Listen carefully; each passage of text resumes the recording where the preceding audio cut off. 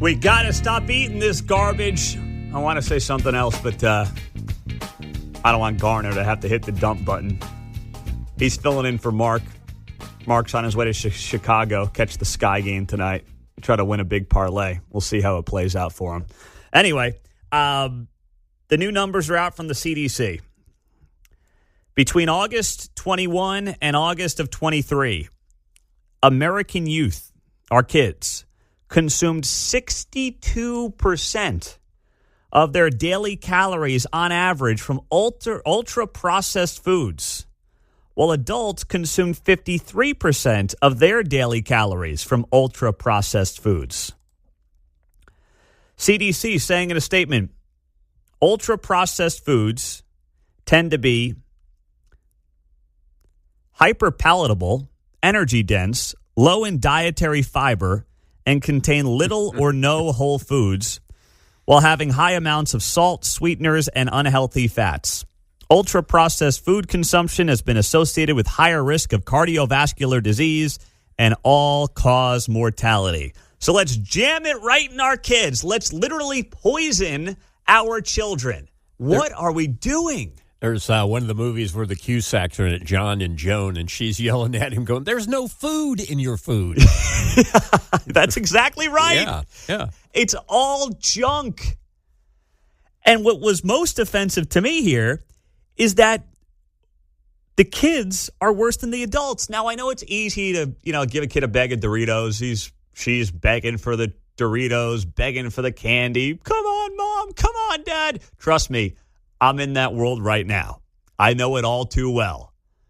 And sometimes I get it. You've got to acquiesce. None of us are perfect.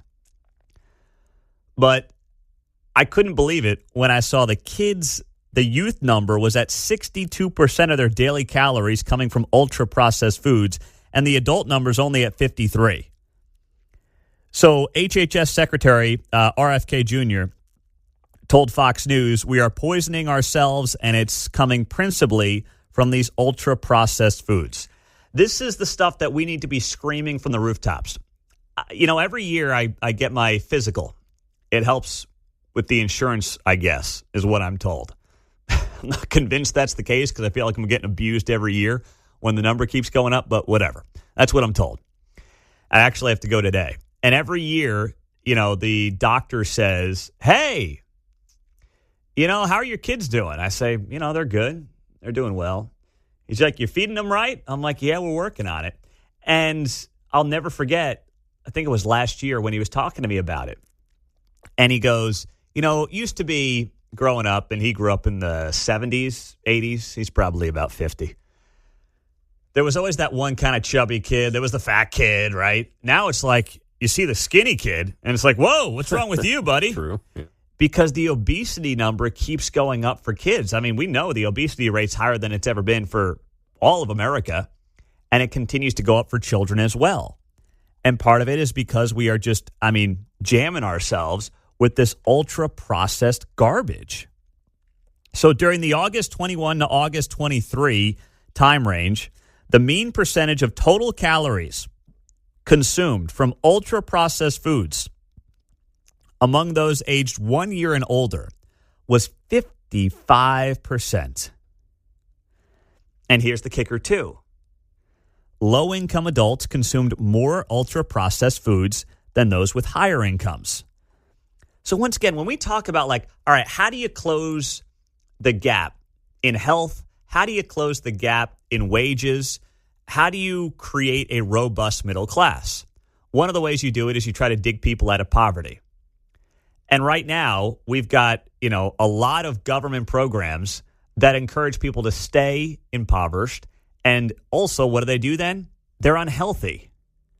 We are literally, and we have created over decades, it wasn't one president or one Congress or one group of people, but over decades, we've encouraged a percentage of our country to be so reliant on the government through various programs that then they become unhealthy, they become worthless in the job market, and then on the back end, they're the ones who are going to need more when it comes to our healthcare system through programs like Medicaid. We have created this incredibly vicious cycle.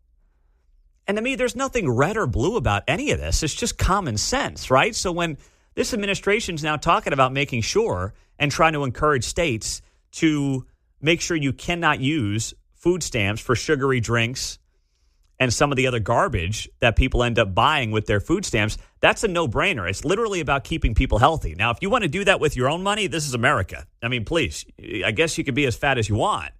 But if you're talking about folks who are using taxpayer monies, we're not going to allow you to use taxpayer dollars to poison yourself.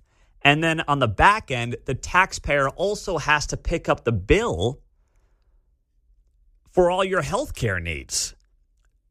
That's just the definition of insanity.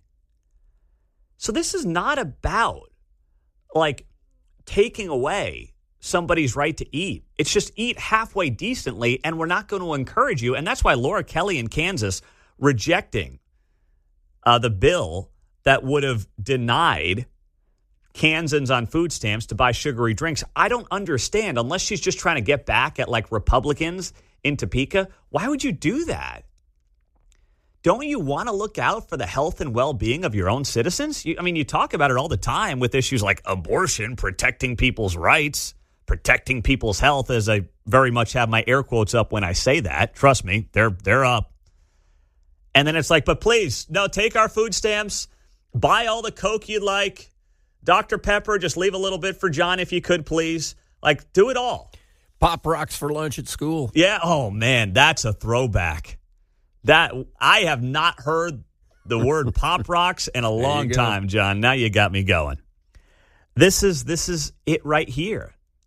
And the fact that this issue has become political says a lot more to me about the people who are against it than those who are advocating and lobbying on behalf of it. The top 5 sources of calories from ultra-processed foods among the youth. Sandwiches, including burgers, 7.6% of calories, followed by sweet bakery goods, 6.3%, savory snacks, 5%, pizza, 4.7%, and sweetened beverages at 3.9%. So that's your breakdown. Those are your numbers right there. And if nothing else, literally, I don't care what else Trump does.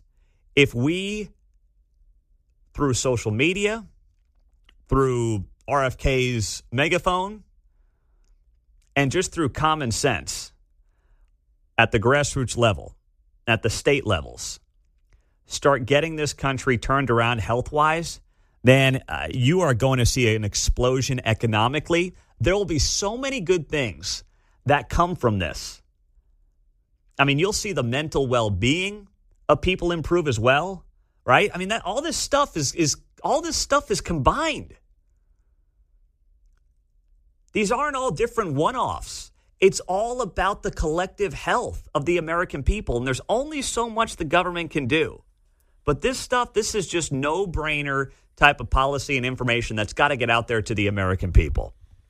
So this is sort of a related story in the sense that in Colorado, the gray wolf had gone extinct, and so the deer population had taken over in the mountain ranges, right? So they reintroduced the gray wolf, and you know what the result was? More aspen trees grew. That's because when the deer were unchecked, they were eating all the aspen tree seedlings before they even grew. So once they reintroduced the natural predator to the deer, the gray wolf, he started eating more deer, more trees grew. It's amazing. What do you know? How about that? Coming up next, Scott Fawn of the Missouri Times is going to be here. He's got the pulse on what's happening when it comes to the redistricting potential in Missouri. And also, he's down at the Missouri State Fair. Day 1 is today. We'll talk to him about that and more coming up next.